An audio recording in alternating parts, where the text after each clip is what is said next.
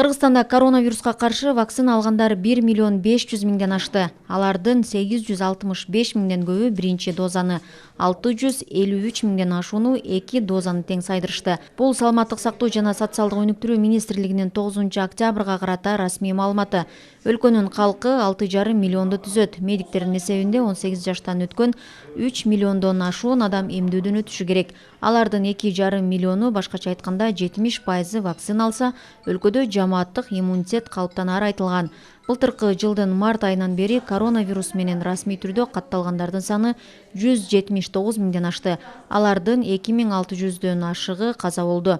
Учурда республиканын бардык аймактарында Кытайдын Sinopharm, Орусиянын Sputnik V, Европа өндүрүшүндөгү AstraZeneca вакциналарын бекер алууга шарт бар. Түркиядан кытайлык Sinovac препараты да келген. Вакцина 2 бөлүктө сайылат. Алардын аралыгы 21 күн.